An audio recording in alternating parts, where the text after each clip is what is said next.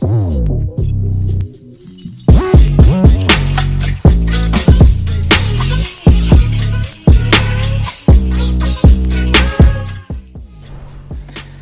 up guys, it's Peter on behalf of Clutch Gaming HD, and today we're going to take a look at my favorite Overwatch hero currently, Reaper.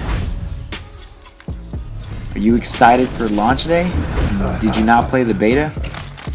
You don't know who to pick as your go-to character for launch?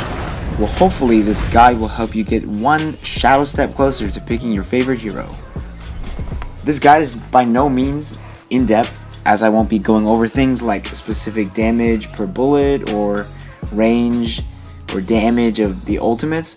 I'll basically be covering his abilities, when and when not to use them, and basically where Reaper shines and where he whines.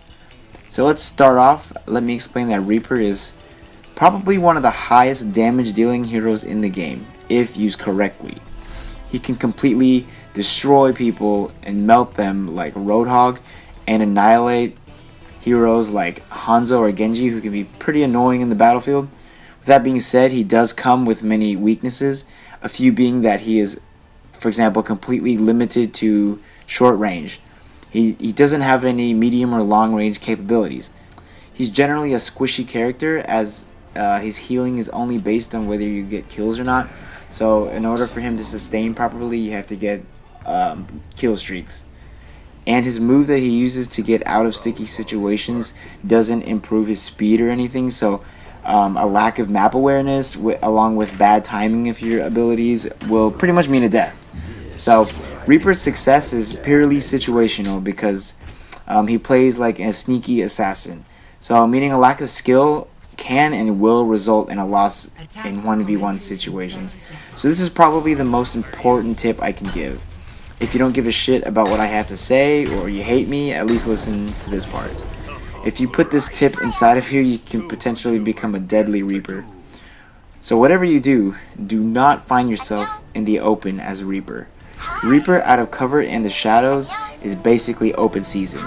Medium and long range enemies can easily pick you off before you even have time to react. So always take the side routes, attack from above, below, the side, behind, but do not charge in yelling Leroy Jenkins. That's suicide. So let's talk about his abilities. His passive is the Reaping. Basically, anytime an enemy dies, they will drop a soul globe or a flaming testicle that Reaper can pretty much pick up to heal himself. They heal 50 health, which is a fifth of Reaper's total health. Pretty good for his sustainability. But yeah, if you ever find yourself in a pickle, start running for him. His weapons are Hellfire shotguns, which are well shotguns. So this is most of his damage, and it's a lot of it. Extremely close range, however. So if you want to deal ass heaps of damage, get up close to your enemies and blast them in the ass with your Hellfire shotguns.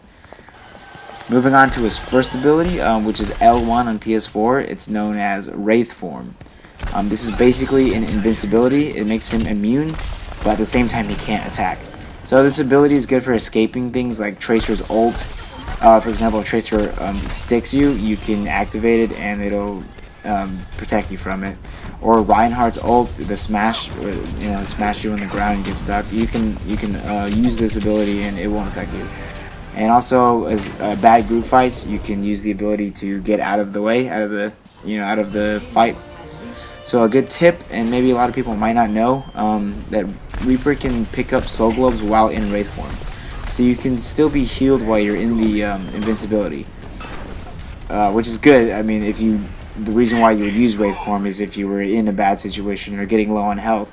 So while you're trying to escape, you can also be looking for soul globes to pick up. Timing is very important with this ability, because if you activate it, the casting time is 3 seconds. So you're invincible for 3 seconds. And if you're not in safety by the time it's over, GG. So his next ability, which is R1 on PS4, is called Shadow Step.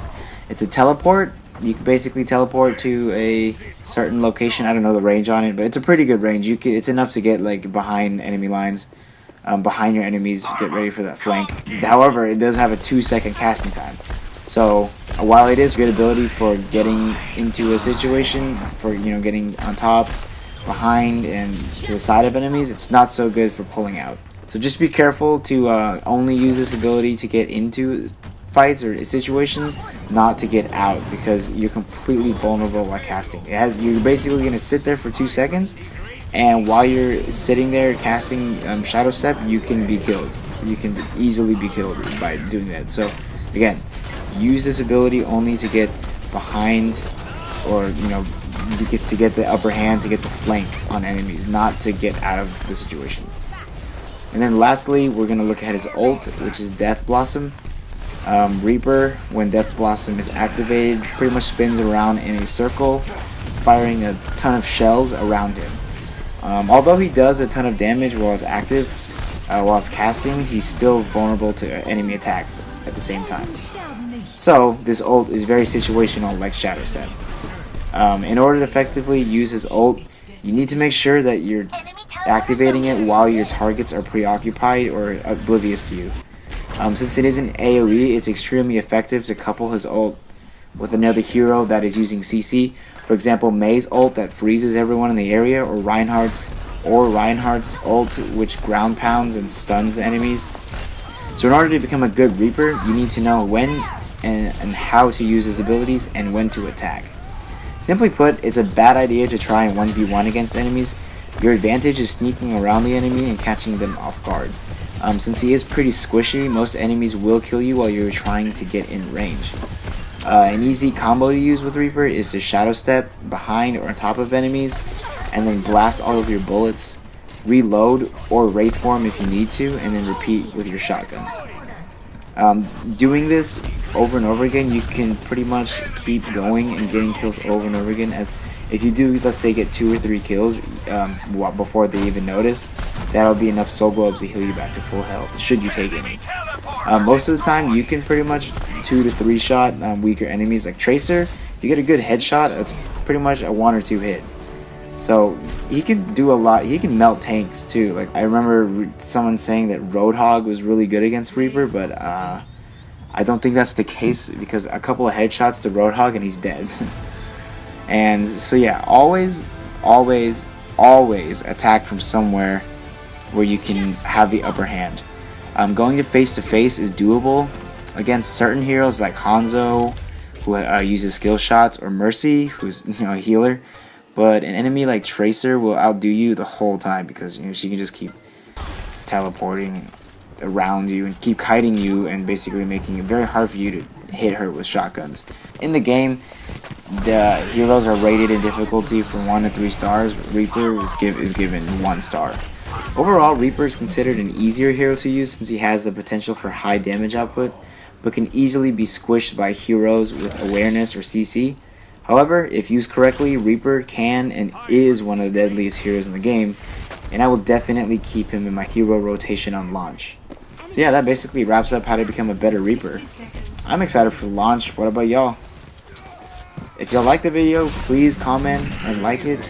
If you're interested in seeing more Overwatch or other gameplays in general, just go ahead and subscribe, because we'll be posting regularly. And yeah, thank you guys for watching. See y'all next time on Clutch Gaming HD.